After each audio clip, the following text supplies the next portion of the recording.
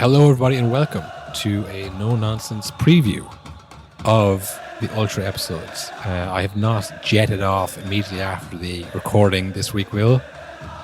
Sorry about that. I'm glad the fans know of my commitment or lack thereof to the show. Cathal said to me while we were recording, he said, Will, I've had enough. I'm out of here. He said, Yeah. do the fucking preview, is all he said to me. No, I had to go to the airport to collect somebody, which is a thing. It was an easy thing to say yes to. Hard thing to do. Words, actions, and the gap in between. But yeah, no, we're back this week to let you know there's another Patreon episode up exclusively for Ultras. I don't think we're at the level yet where people are stealing it and putting it on YouTube. No, that'll be the day. That will know when you made it. Yeah. People are stealing your stuff. When we're angry about people taking our intellectual property. Well, now I know that's just a great advertisement, so I won't be angry. I'll pretend, maybe I'll feign anger to be like, don't do that, and they might do it more. But for now, it's got to be $4.50 a month. No one's stealing it for you. It's up there behind a paywall. Just keeping the stream alive, keeping this coverage alive. We're looking at doing a big effort for the Euros this summer. So, yeah, we're going to get most of it on there, I think, because there's games every week. So you get the normal episode, of course, during the Euros. But if you want to get full coverage of the whole competition, you're going to want to subscribe there in the link to this episode and any other episodes. Yeah, become Ultra today. So if you want to know why you should become Ultra today, listen to this. Well, get a load of this.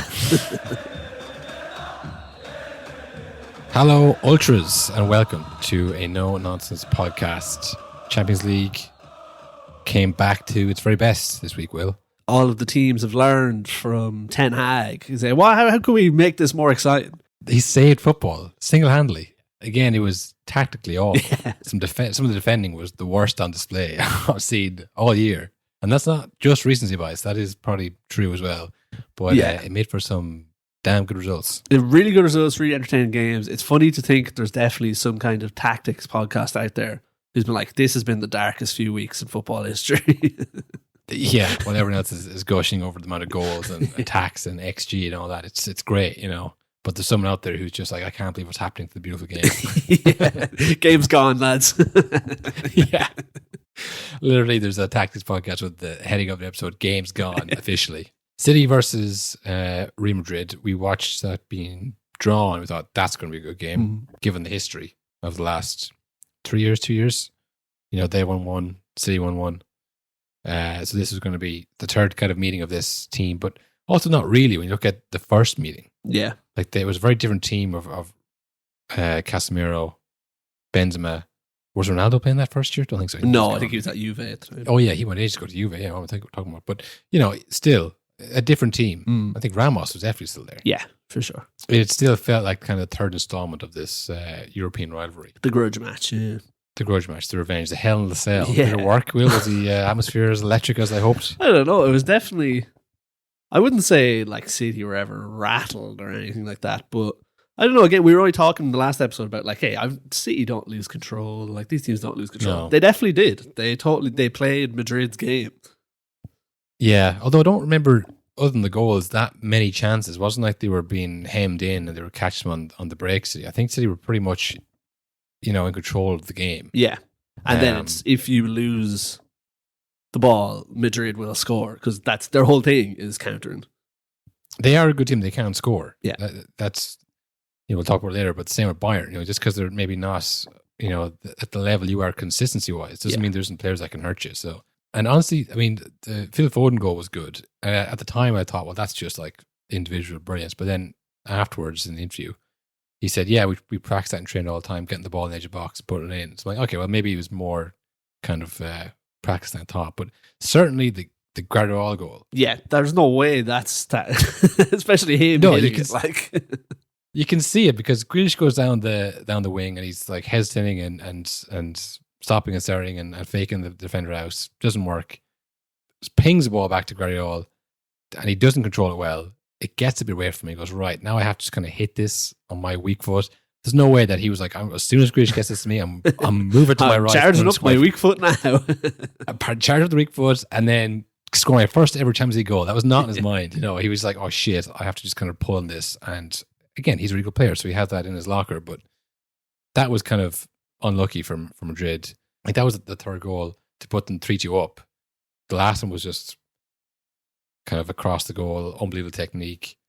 Rodrygo did well, but it kind of deflected in. I mean, none of them like kind of really worked, kind of cutbacks, like cutting a team apart. Do you know what I mean? It was all a bit kind of frantic and a bit up in the air. Someone who was probably listening to the last episode when we were pleading with players, get a celebration, try something new out. It'll take you to the next level.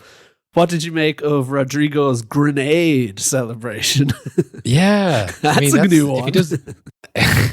If he does that every week, then it can become something. Yeah. You've seen ones like that as a one-off, but it's like anything in football these days, it's about consistency. Well, if he does that every week in, week out, he's got a celebration that'll make him memorable. It needs another element. I don't think the grenade is impactful enough. He needs some Madrid players to go flying, I think, to really bring it home every time. Maybe he can add a cartwheel to that, Will. Yeah, a roly-poly into the grenade. Like I can't believe we forgot about the cartwheel in Robbie Keane's celebration last week. It's crucial. It's the start.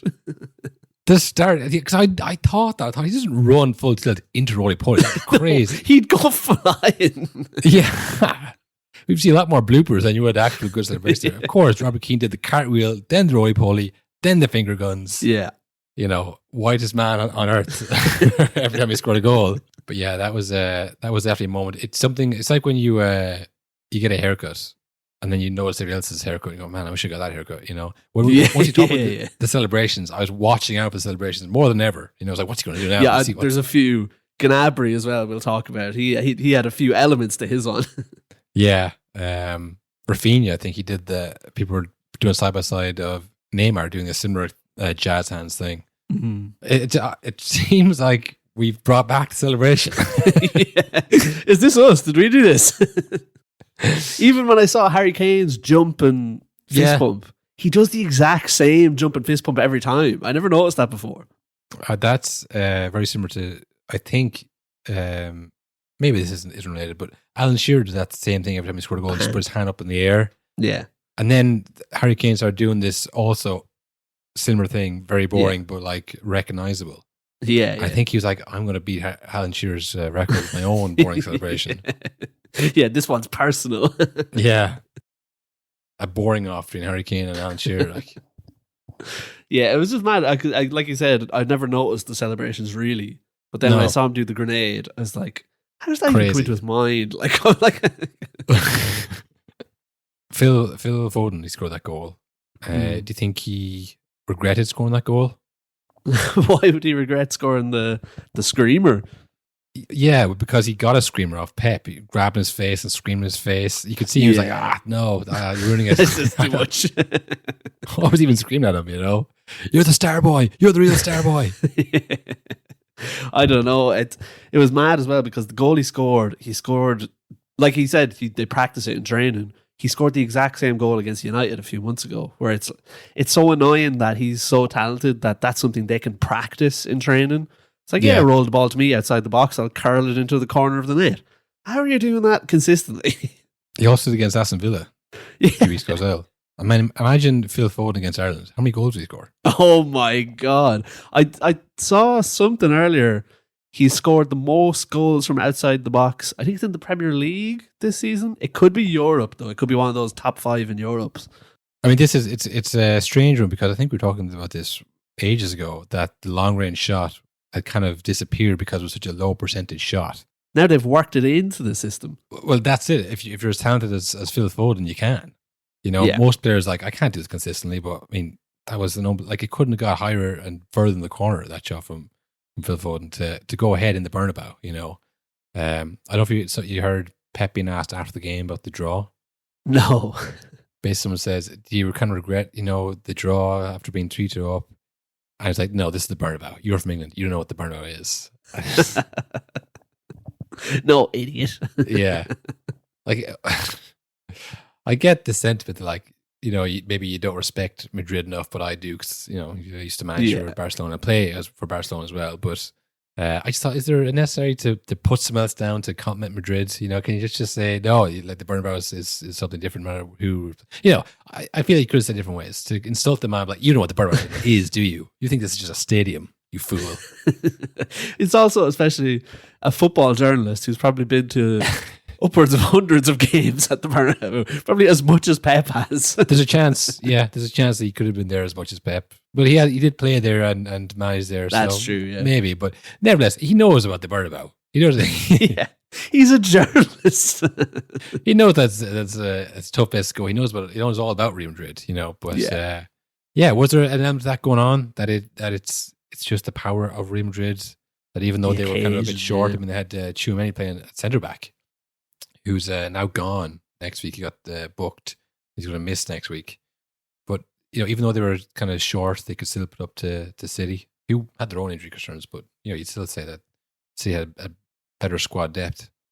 Yeah, because it was after the third goal for Madrid, the Valverde volley. There was a few minutes of City are misplacing passes. They're kind of like, oh fuck, are we going to be on the end of a classic European comeback again? Yeah. Who do you fancy now for the return leg? I mean, it's obviously in Manchester. No away goals now. Don't forget, so you can't just keep it tight. You got to actually go and win the game if you're City. Yeah, I think it's City again. They just they're it's very boring, but the thing is just that like they always find a way. Again, the system, especially at home, it's tougher to get those chances against the system if you don't have the ball. Whereas it's very different in City Stadium where they're passing it all around and the stadium sitting in silence when you're on the break. Yeah, maybe they should close the stadium. Do some of that. I don't know if they can. Okay, here's a stat before you leave this. One. There's been a lot of interesting stats of the week in the last while. It's become like a thing now. There's so many stat guys on X and on social media where they always have to look for like odd ones. Like they have to go searching for their own. Yeah, this is the first time since whatever. This is a good one though. Vinicius Jr. is now level with Messi for assists in the Champions League knockout stage in 55 less appearances in that stage, which I thought was mad. They've both got 12 assists. It's a bit relevant though, isn't it? Like it doesn't really, like I don't mind. Messi also scored like 1,000 goals. Yeah, like it's a very kind of isolated stat here. It's like he's got more assists than Messi in less games. It's like, and that proves. I'm not saying anything. I'm just giving a stat. It's like right. I'm just throwing it out there. The stats don't lie. I don't know what they're saying, but they're not lying. Yeah, what does that stat mean in the wider context of the game of football or Vinicius' career? Not much. It just means that he's good, I guess, which we already knew. It does also, you can't assist the ball to your own goal, which, you know what I mean? Messi is probably scoring a lot, so he would get less assists because he's doing the scoring. Yeah, people are assisting to him. Yeah, exactly, yeah. Yeah, good way to finish on that one, I think. In the other game, on simultaneously, was Bayern versus Arsenal. Well, why were these games on at the same time? Then Wednesday night, it was Dortmund and Atletico and PSG versus Barcelona, all on at the same time. Is that kind of a so they can't see our games kind of a thing? I don't know. It's very bizarre. I don't know. I don't think this was always the case. I don't remember ever at this stage of the Champions League missing games. Do you know what I mean? Yeah. Or like having to pick between the two. Maybe I'm wrong now. Maybe it wasn't. I've just never noticed it before. Maybe it's just because it's two Premier League teams playing at the same time. Like, this is insane. Sure, how am I supposed to pick? Yeah, I was just thinking there, is it actually a rest thing that you get an extra week maybe? Maybe, yeah. But I would have watched, say, Real Madrid versus Man City on Tuesday, Arsenal versus Bayern on Wednesday. Then next week, the other two games, Tuesday. Like, because they're all standalone good games. I watch all four of them, Yeah. But maybe it's just kind of Dortmund saying, how come Real Madrid get an extra week? Is there a conspiracy here? I think there is. I think we're being done. Here's another one. Two conspiracies. Put on your second tinfoil hat, Cathal. Okay. Because what if this is UEFA trying to get us used to missing games because there's so many on at the same time? Because there's so many more games in the Champions League next year. Maybe this is just the way of the world now. Yeah, that could be it. Again, we don't know if this has happened every year or we've just forgotten. I think it was just that the previous rounds were a bit predictable and a bit dull. That when 4 good games, which they turned out to be good games, happened, like, oh, now we don't get to do one good game at a time is all we get all year, Yeah, so we're exactly. we're hungry for good games and then we miss half of them. Well, anybody doesn't do a podcast, of course. You know, you got to put in the work and you got to watch those games weirdness. afterwards. Yeah, no, the Arsenal Bayern one was not on Irish television. Did you know that? I did, yeah. The girls in green were. The girls in green, fair enough. And then on RT News Channel, they had Real Madrid versus City. Much to the annoyance of lots of Irish Premier League fans. Did you see that? Yeah, we won't get into that. We'll nobody's read some of those tweets. But yeah, Arsenal were playing Bayern at home. I don't know if you saw the hashtag going around. Pray for Bayern. No. You didn't see that going around? Oh my god. No, also, you shouldn't be doing any pray for anything hashtags unless something terrible has happened these days. I think it was one of those ironic ones, Will. It's like an ironic humor thing. That Bayern were going to get beaten so badly. You know, they're going to put manners on them after those 3-5 in a rows that they gave to Arsenal. They were going to get humbled by this great Arsenal side at home in the Emirates. And it didn't pan out that way at all. No, not at all. Like we're saying, great games, but some shocking defending. Saka's the first goal, the opener. He did the thing we talk about. He did exactly what he does every game, and this time it worked. Sometimes it doesn't, because sometimes people can read it and they can stop it. Well, reading it and stopping are two different things, apparently. Yeah. You know, just because you know what's going to happen, just because you're going to punch in the face, doesn't mean you can stop me, you know? Yeah, that's true. It's one of those things. Like, he's very fast. There's a bit there where he pushed it past Alphonso Davies, who I think is probably the fastest player in the world. He's surely up there. There was that clip last year or 2 years ago where Salah tried to knock around him, and who is rapid by all measures. And Alphonso Davies just like strode past him at the ball, and Salah laughed. I was like, what the hell are you? This isn't right. But there was a moment there where Saka poked it around him and he had him for pace, but he kind of got a touch from Alphonso Davies. He wasn't like leaving his dust, but he was equally as fast. I was like, well, that's what it is. You know, if you know he's going to knock around you and run past you, he still has to be fast enough to stop him. So Saka did that, knocked around, got the goal in, and it was like, okay, here we go, 2, 3, maybe 4-0 here, you know, and then that'd be it. It wasn't, because there was another speedster on the pitch there, Leroy Sané. Will, it's pretty obvious to see why he got kicked out of Man City. That's not Pep at all. Run from your own pitch, win penalties. No, we don't run around here. We don't hit teams on the break. That was an unbelievable run. And he had a few of those runs, and it was some last ditch, pretty good defending from likes of Odegaard and Ben White at different times, like to stop him. But yeah, he was a man on a mission, just running right at that team. It's very hard to stop. You know, we saw with Saka, we saw with Sané. Like, if you have someone with pace, even if you know they want to do it, it's very hard to stop that. It was from a goal kick, so it literally just went ping to the right, ping it over, ping to Sané, and he just made a beeline through the center of the pitch, essentially, straight to the goal. It was crazy to see. Was it the penalty then that Sané won? They made that main run. The yes, that's the one I mean. Sorry, yes. Yeah. He got taken down after the incredible burst through. I think that was Raya's fault, you know. You think he should have been out? No, I think he was out too far. When the ball came initially, I see. And Gabriel turned to look to pass it back to Ryan, the goal. He was right there. He was like, what are you doing here? You know, and then he panicked, kicked up to Kiwar, who kind of like lazy stuck out a leg, like, what are you going to do from here? A pass right to the middle for Sané to come onto. And from then it was just like straight down the middle. It was just really bad defending, really bad communication. Probably a bit complacent. Thought 1-0 here. This team just lost to Heidenberg or whatever. Yeah. I've been reading the results online. I know what these boys are all about. And of course, Harry Kane up to get the penalty. I was saying he's going to smash his left, go left Raya, and he did me and Raya. He faked him out his boots, Will, and just slotted down the right. I don't know if you saw him after the game. He was talking to Laura Woods. She's the host of the TNT coverage. Big Arsenal fan. She was so herself. And they were going through the penalty. It's like, you were taking the mickey though, weren't you? I've never seen you do that before. But yeah, he was, of course, meant to score that penalty. He was going to come back, score the penalty, do his little celebration, and that'd be that. But yeah, we talked about Gnabry there a while ago. He scored the first goal to make it 1-1.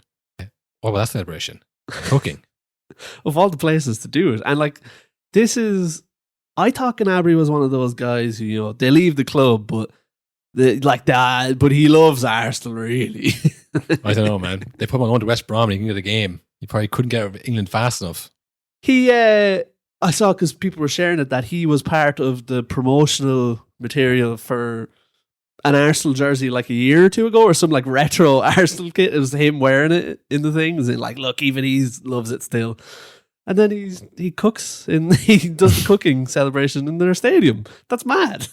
I was actually when I saw him doing that, I think he does that a lot. I think that is his kind of thing. That's his one. He invented the cook. Well, I don't think he invented it, but he certainly does it. Yeah. I think maybe James Harden invented it, the basketball player. Yes, that sounds familiar. It's definitely an NBA thing first. Yeah, all those things, cooking, aura, they're all NBA things that have made their way over here.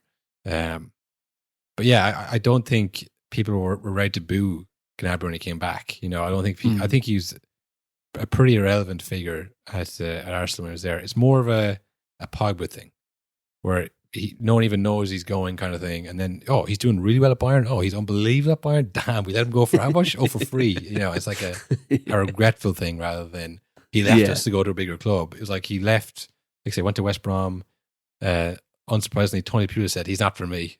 I don't like this kid. I don't know about this fella. I don't see it. I don't see what he's got to offer.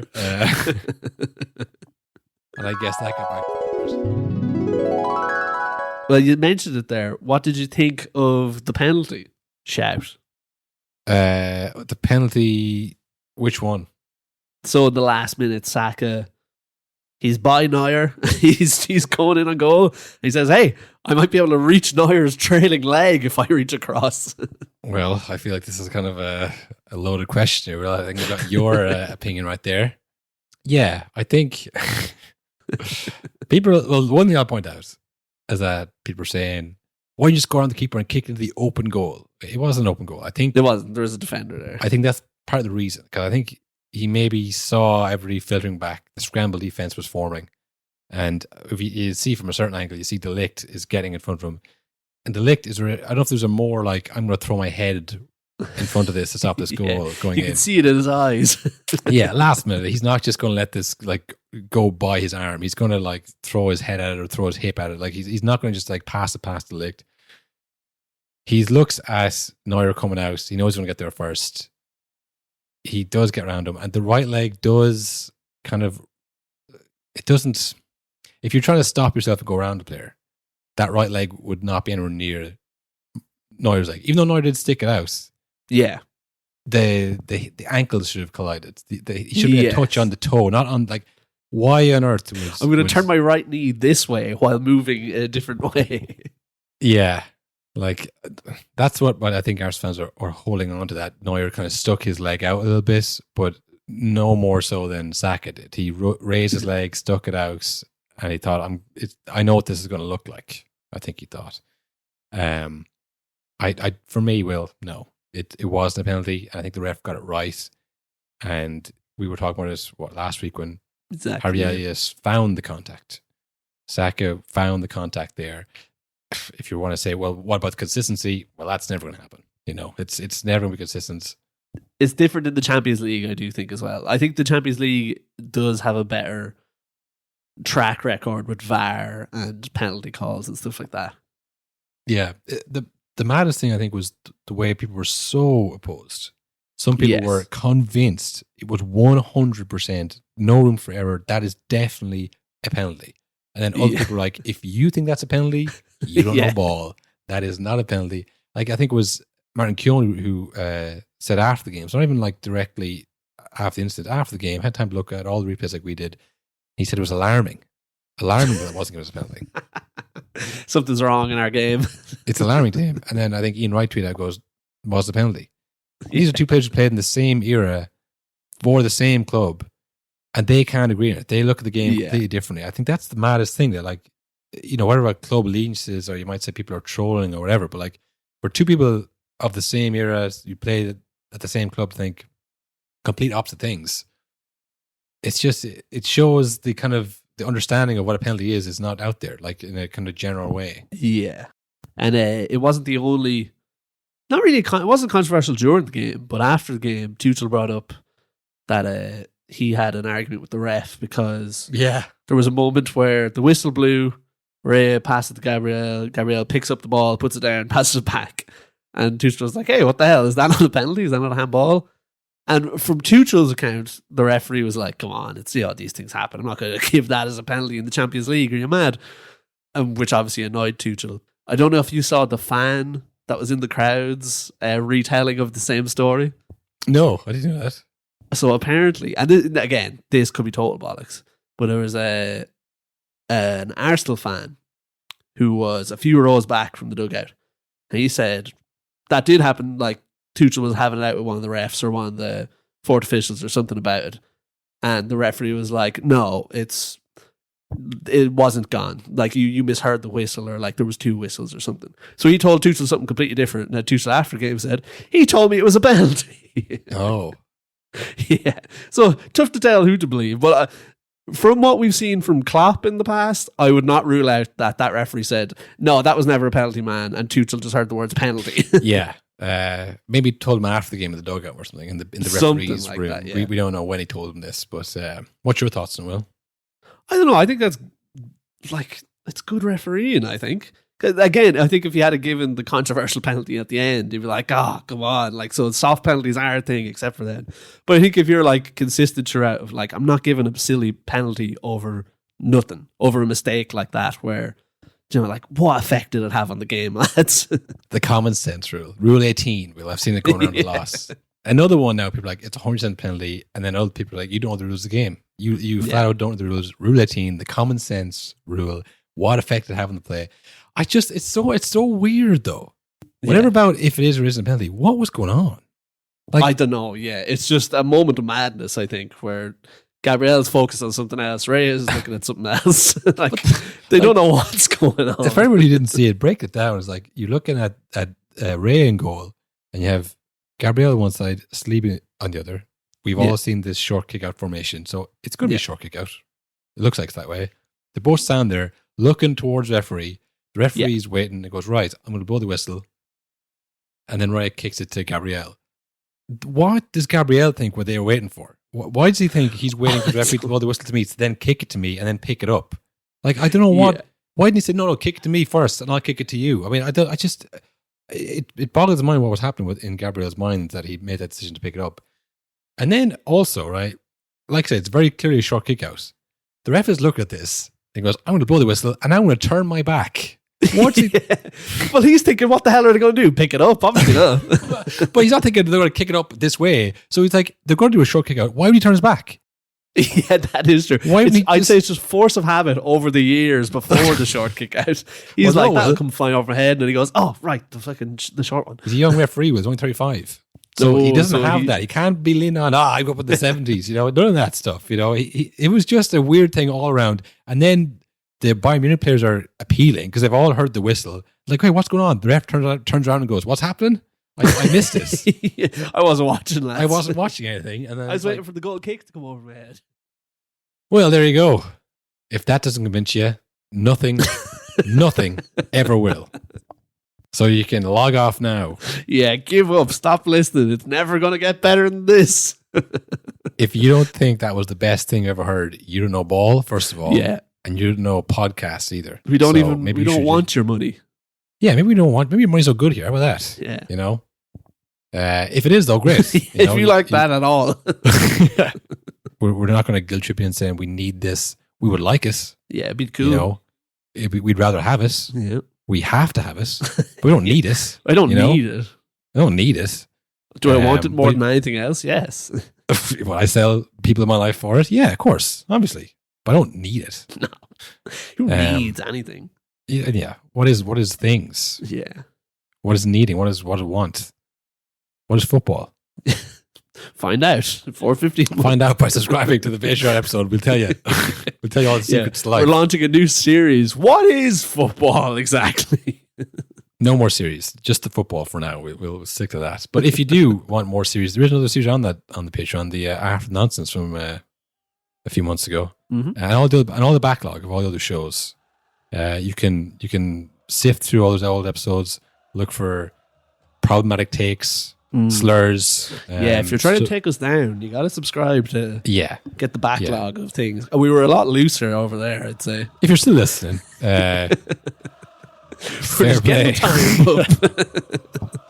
Someone's going to look at this and go, hey, 50-minute Patreon preview. That's pretty good. Tricked you. Gotcha. It's all this. You got nonsensed. You got absolute nonsense there. We'll be back next Monday. This Monday, Premier League action. And subscribe to Patreon. You get this episode of this exciting Champions League round. And also, you'll get the return leg of the Champions League round as well. So it's a good time to subscribe. And we got the Euros, like I say, coming down the line as well. So, yeah, it's a good time to get on board. A lot more coming. And we'd love to have you.